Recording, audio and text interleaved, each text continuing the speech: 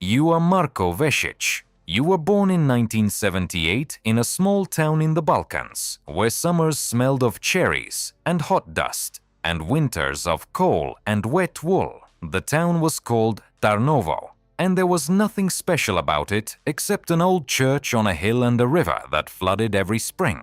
Your father, Boris, was a carpenter, a strong, silent man with hands like the roots of an old tree. He never said, "I love you," but every morning he put a cheese sandwich wrapped in wax paper in your school bag. You later realized that was his "I love you." Mother Vesna sang in the church choir on Sundays. She had a low voice that somehow clashed with her small frame.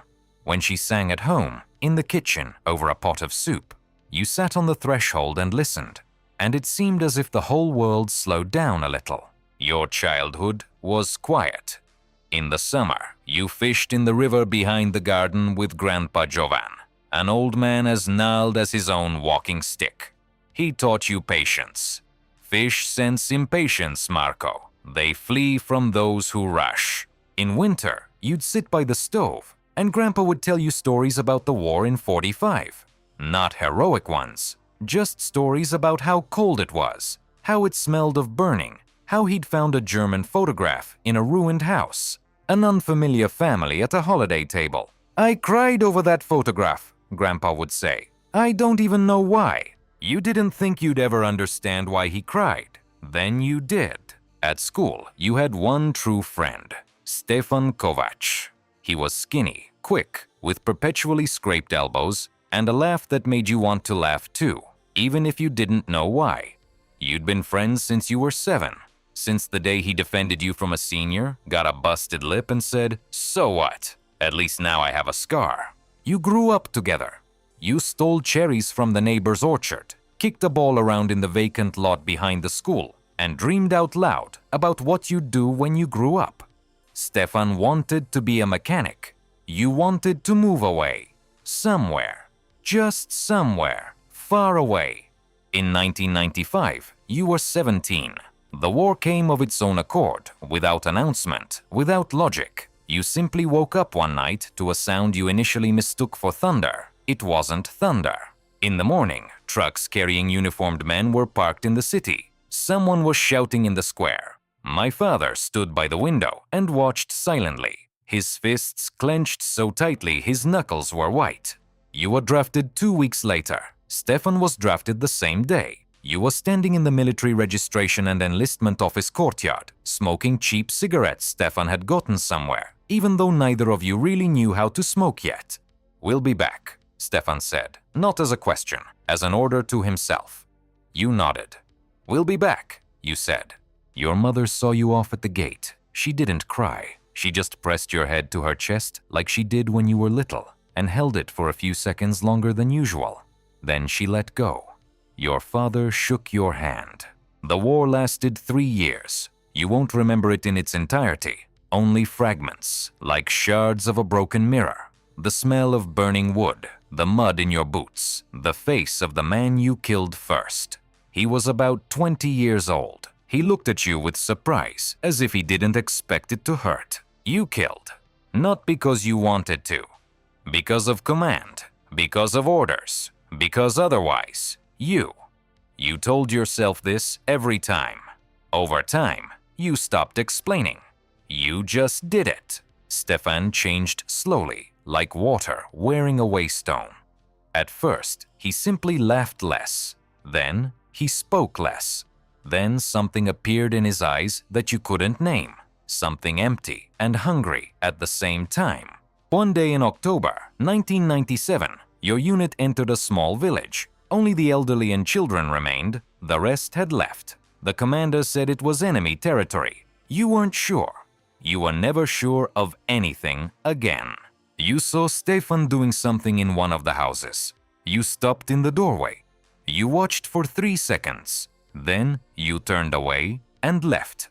You'll tell yourself later that you had no choice, that you couldn't change anything, that it was war and everything is different in war. You'll repeat this to yourself for years until you stop believing it. That was your first lie to yourself. Not the last. The war ended in 1998. You returned home. The town was almost the same. The same streets, the same church on the hill, the same river. Only Grandpa Jovan died while you were gone. A heart attack, your mother said. He simply went to bed and never woke up. You sat in his chair and couldn't cry. You'd forgotten how to cry altogether. Somewhere there, in that village, in October of '97. At night, you couldn't sleep. You'd lie on your back, staring into the darkness, and the darkness stared back. Sometimes you'd dream, always the same thing. A village, a door, 3 seconds. You'd always wake up the moment you turned away. Your father could see that something was wrong with you. He'd come in the morning, put coffee in front of you, and sit next to you. He didn't say anything. He just sat there. It was his way of saying, "I'm here." Stefan quickly found something to do. Crime here was simple and obvious. Smuggling contraband across the border, petty theft, working for a local crime boss named Grudik, who wore a tracksuit and considered himself a very smart man. "Come with me," Stefan said. "Good money. Nothing complicated. You can do much more complicated things, Marco." He spoke the last sentence quietly, and you understood what he meant.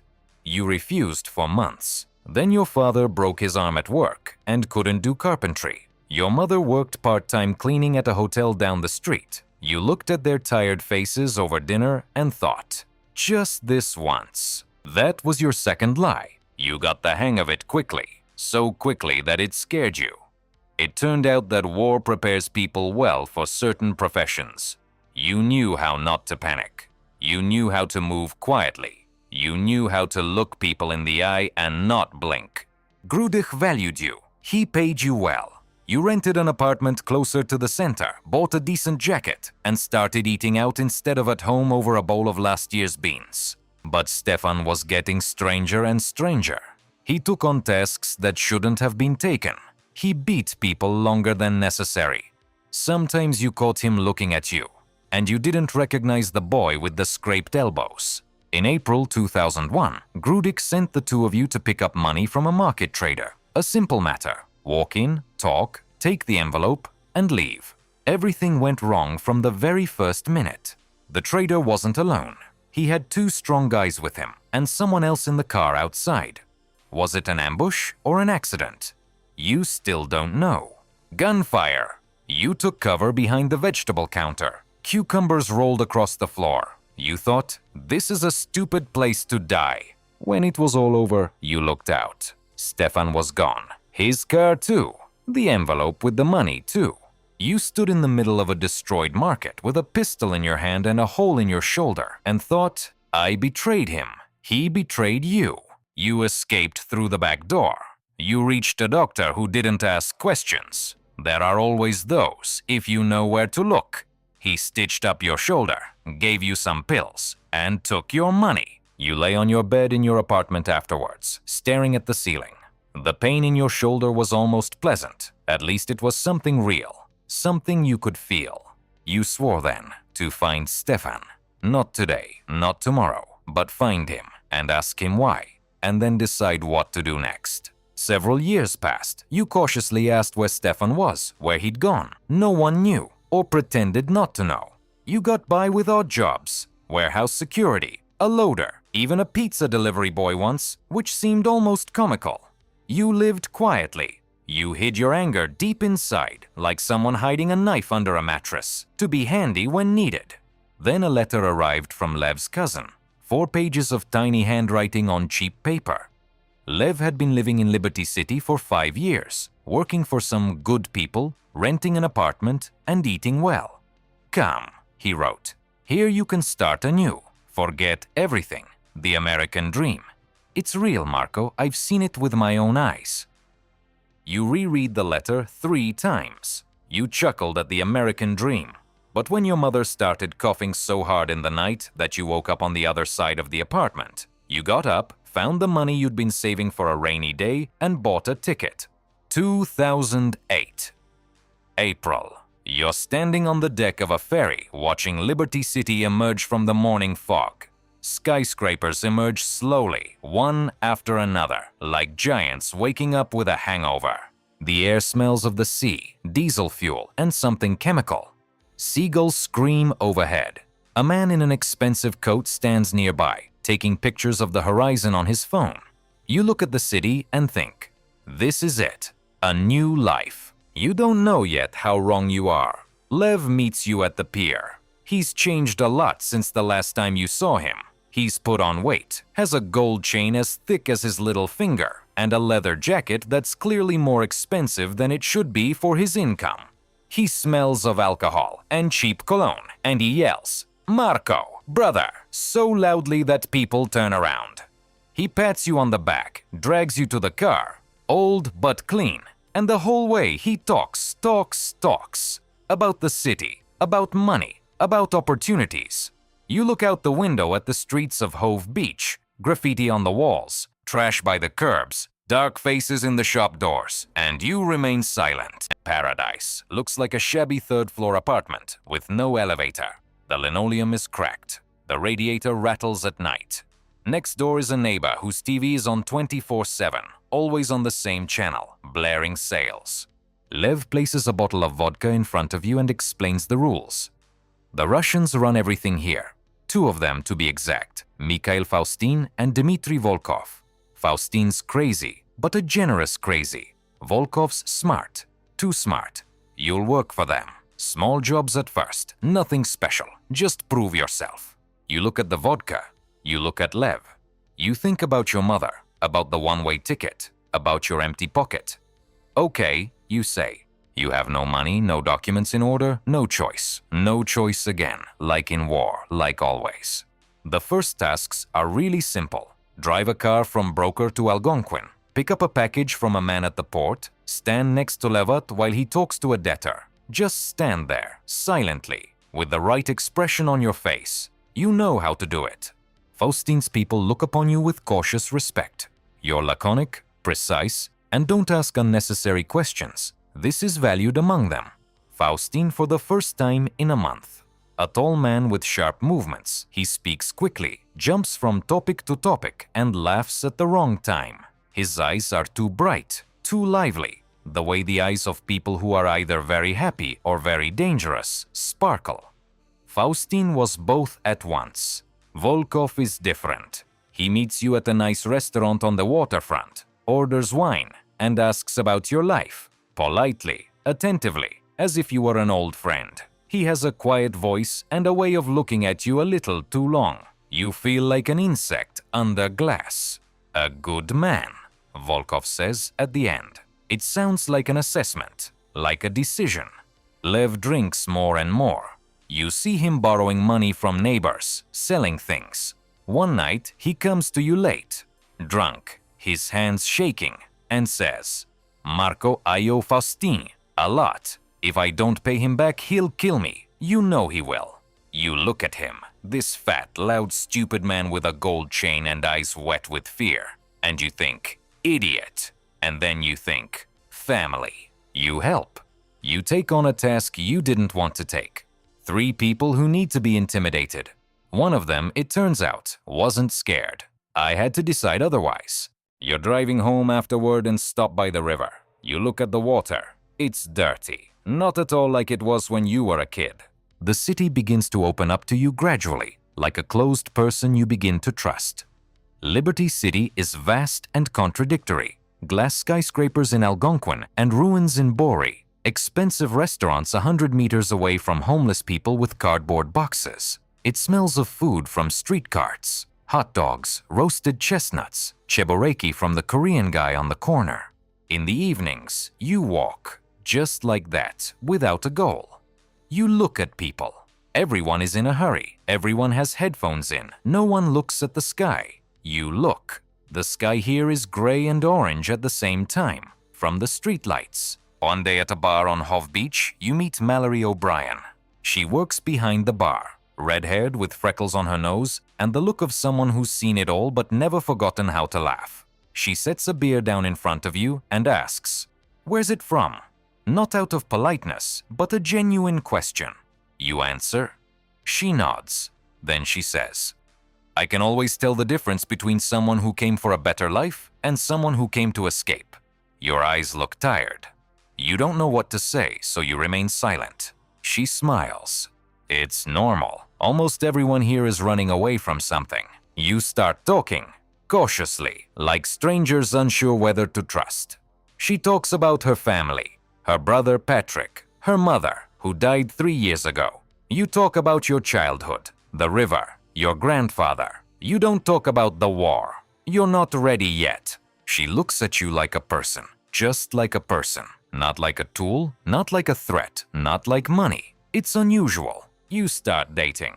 Carefully, slowly. You don't know any other way. And she seems to understand this. First dates, coffee, a stroll along the embankment, a movie in the cheap seats. You don't know how to court. War and crime don't teach that. She's teaching you how to make pasta one Sunday morning. You're chopping an onion crookedly and she laughs, picking up a knife and showing you. Her hand is next to yours. You think, when was the last time you felt this calm? For the first time in years, you sleep without nightmares. Mallory's brother, Patrick, looks at you with suspicion at first. He's short, loud, and a bit of a coward by his own admission. But he has an ineradicable optimism that both irritates and delights you. He tells jokes that only he finds funny, complains about life, and then immediately offers to drink to it. A month later, he invites you fishing. You agree. You didn't catch any fish, but you spent 3 hours with your fishing rods and chatting about nothing. It was good. You think, maybe this is that life. Not ideal, without a past, but mine. But the work continues. Faustin becomes paranoid, eliminating people from his inner circle one by one, suspecting treason. Sometimes the suspicion is justified, sometimes not. He no longer cares. You follow orders and tell yourself, I'm just doing my job. I didn't choose this life. But you did choose it in that apartment with Levat when you said okay and poured him some vodka. You just didn't realize it was a choice back then. One day, Faustin calls you and gives you a photograph. A man of about 50 with a kindly face and glasses. He has to disappear, Faustin says. For what? You ask. A pause. He looked at me the wrong way at dinner. You look at the photograph. At the kind face. You think of Grandpa Jovan who cried over someone else's German photograph. You do the task, and something inside you dies along with that person. Quietly, without drama, like a light bulb going out. Volkov watches all this with his quiet smile. You begin to understand his game. He's using Faustin as a battering ram. Let the madman do the dirty work. Let him gather enemies. Let him go crazy in public. And Volkov stands in the shadows, biding his time. One evening, Volkov calls you. He suggests meeting at a cafe. No weapons, just to talk. You go. He orders tea and speaks long and quietly, as always. Faustin is dangerous. To the cause, to all of us, to you. Help me fix this problem, and I'll provide for you for years to come. Documents, money, a clean slate. You think about Mallory, about how she laughed at your crookedly chopped onion, about how she said, you can start normally, you just have to want it. You kill Faustin. It happens quickly. Mikhail Faustin dies on the steps of a nightclub in the glow of neon signs to the sound of someone else's music. You leave without looking back. The next day, Volkov doesn't answer his phone. The second day, too. On the third, you arrive at his apartment. The neighbors say he moved out yesterday. He moves quickly with his things, as if he'd been planning for a long time. The money he promised, of course, also disappeared. You sit in the car in front of Volkov's empty apartment and laugh, quietly, without humor. Again you've been betrayed, with a smile, over tea, with promises. The world, it turns out, is the same everywhere. But Liberty City is big. Jobs are available. Italians from Alderney, Irish from Dukes, independents in Bori. You take what's offered, do it well, and don't ask unnecessary questions. Your reputation grows. Mallory sees you coming back sometimes, with a cut on your hand, a black eye, a look you hide deliberately but don't always have time to. She doesn't ask questions. Silently, she bandages you, makes tea, and sits down next to you. Sometimes it's worse than screaming. Patrick becomes your real friend, the first one in years. You drink beer on his fire escape, looking at the city lights. He complains about his brothers, about his debts, about how his car broke down again. You listen and remain silent, and he understands that you're really listening, not waiting for him to stop. One night, as Mallory falls asleep on your shoulder, you think of Stefan. You think of him all the time, like a splinter you haven't quite pulled out yet. Sometimes quietly, sometimes loudly, but always. And then information comes in, by chance, through someone who knows someone. Stefan Kovac in Liberty City, for 3 years now, works for Volkov. Of course, everything always comes full circle. You find Stefan in a bar in Bori. He's aged, his belly outstretched, his hair back, wrinkles around his eyes. But his eyes are the same, empty and hungry at the same time. He sees you from the doorway and isn't surprised, not at all. "Marco," he says, placing his glass on the table. "I knew you'd find me, sooner or later." Why, you ask? Not why did you betray, just why, you want to understand. He shrugs. Because I could. A pause. Because you couldn't. That's just you, Marco.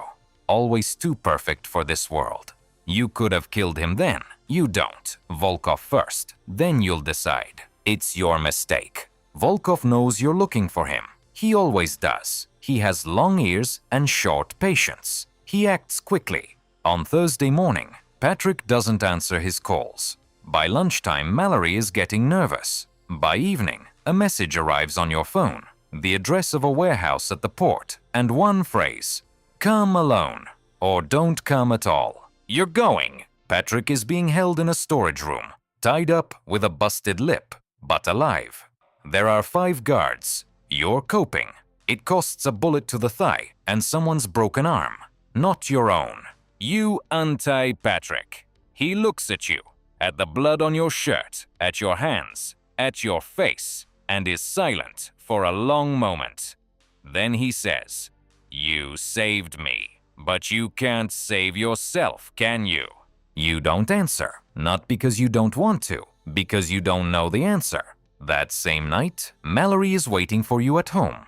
She's sitting on the sofa with a cup of tea, which has long since gone cold, and staring at the door. When you enter, she stands up, comes over, and cups your face in her hands. "Let it go," she says, quietly, without malice, without an ultimatum.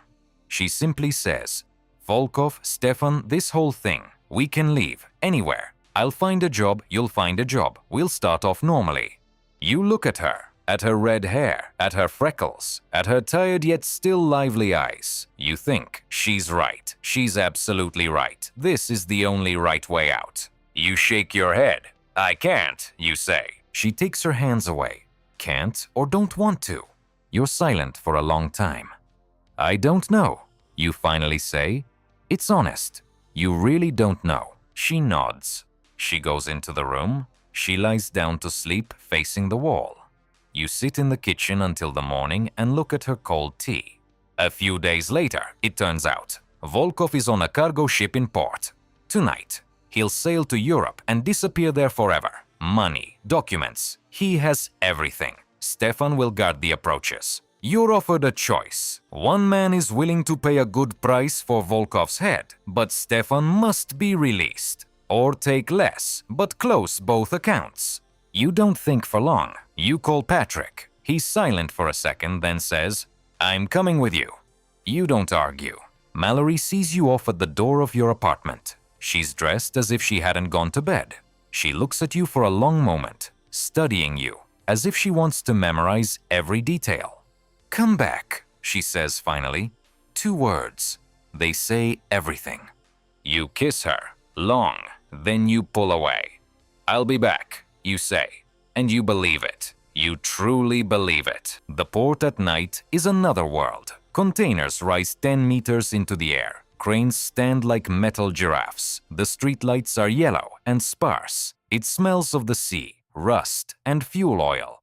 There's a lot of security. Volkov was prepared. You and Patrick move from shadow to shadow. The first contact is at the checkpoint, gunfire. Patrick hides behind a container, shoots and curses in Irish. You move forward. A bullet grazes your shoulder. The same old one patched up in 2001. It's like a greeting from the past. You don't stop. Stefan is waiting on the gangway leading to the ship. He stands calmly, his hands in his pockets, as if he's simply waiting for the bus. He sees you and takes his hands out of his pockets. "You came," he says, without surprise. "You knew I'd come," you say. "I knew." A pause. "You could have lived, Marco. Lived normally. You had a girlfriend, buddy, a more or less job. Why?" You think about the village in October 1997, about 3 seconds at the door, about cucumbers on the floor of a destroyed market, about the good-natured man from Faustein's photograph, about all the things you did and didn't do. Because there's no other way, you say. That's the best you can explain. You fight for a long time. Stefan is a good fighter. The war taught him the same things it taught you, only without remorse, which makes him more dangerous. He almost reaches you with his knife, almost. At the end, you stand over him. He's lying on the wet metal of the ramp, looking up at you and laughing. Quietly, almost without a sound. "Come on," he says. "You were always weaker than me. You thought too much. Come on, prove me wrong." You look at him, at that aged face, where nothing remains of the boy with the scratched elbows. You think, where did he die? That boy. In which village? At which door? You pull the trigger. Silence. Only the water lapping against the side of the ship and seagulls screaming somewhere in the darkness. You find Volkov in the cabin, trying to climb out the porthole, which would be funny if it were funny. He hears your footsteps and turns around. For the first time, you see real fear in his eyes. Not feigned, not calculated, but genuine. "Wait," he says. He raises his hands. "I'll give you money. Good money. More than you've ever seen. You'll leave, your girlfriend will leave, her brother will be safe. It's better than..." You look at him, at this man with the quiet voice and long arms, who manipulated people like pieces, moving them, using them, removing them from the board. At the man who convinced you to kill Faustine over a cup of tea, promised you money, and disappeared. No, you say. This is the first word of the entire evening that contains no lie, no lies, no explanations, simply none. You are killing Volkov. You step out onto the deck, breathe in the sea air. The sky begins to lighten slightly in the east. The first hint of dawn, gray and uncertain. Patrick stands by the side of the boat, looking out at the water. When you step out, he turns around, sees your face, and understands everything without words. It's over. Stefan is dead. Volkov is dead. The accounts are closed. You should feel relieved. You feel nothing. Emptiness. Not like after a murder. A different kind of emptiness. Like after you've been carrying something heavy for a long time. Finally put it down, and your arms still ache. Your phone vibrates in your pocket. You look. It's Mallory's number. You pick it up. A male voice. Calm. Almost indifferent. Your girlfriend was caught in the crossfire. Volkov's men are insurance, in case something goes wrong. She's dead. Condolences. There's silence on the line. You stand there holding the phone, unable to put it down or say anything. Patrick says something to you. Then he grabs you by the shoulder. Then he shakes you. You hear his voice as if through water. Mallory. Red hair. Freckles. Come back. Cold tea. Sunday pasta. You can start normally, you just have to want it. She wanted to, only you couldn't. You killed Volkov. You avenged everything. The betrayal, the years of filth, Stefan. You did what you came here to do, and lost the only thing that made it worth staying. Patrick leads you off the ship. You walk because your legs move on their own. You think, this is it, this is the price. Liberty City wakes up behind me. Lights. Cars. Somewhere in the distance, the horn of the first ferry. You stop by the river. Dirty water, seagulls, the smell of exhaust. You take out your phone. The last photo of Mallory. She's laughing, holding a glass of beer, looking off to the side, not at the camera. You took this by accident, and she didn't know. You look at this photo for a long time, then you close the phone and put it in your pocket. Revenge didn't bring her back. Revenge never brings anything back. Not people, not years, not those 3 seconds at the village door. You knew it. You chose her anyway. Maybe it wasn't about revenge. Maybe you just can't live without a purpose to pursue. Maybe a quiet life with Mallory seemed too fragile to believe in. Maybe you just don't know how to do it any other way. Patrick stands next to you, silent, looking at the water with you. Sometimes, silence is all one person can give to another. Dawn comes slowly. Gray, cold April. Just like that day when you stood on the ferry and looked at the city through the fog. Back then, you thought, a new life. You chuckle at this, bitterly, without malice. You just chuckle. What now? Patrick asks finally. You're silent for a long time. You look at the water. You think about Grandpa Jovan, who cried over someone else's photograph. You think, now you understand why. I don't know, you say. It's the truth. The first pure truth in a long time. No lies, no explanations, no self-deception. There is only the city, the river, and the dawn. And you, just you. You who survived the war, who endured betrayal, who walked through this city from end to end and found what you were looking for, and lost what you found. You turn up the collar of your jacket. You look at Patrick. He nods, silently, seriously, without the usual jokes. You move forward, where you don't know, but you move forward, because that's all you can do. And because Grandpa Jovan used to say, fish sense impatience. They flee from those who are in a hurry. You just have to keep going. Just keep going. Liberty City is humming behind you. It's alive. It doesn't notice you, as always, as it does everyone else. You don't look back.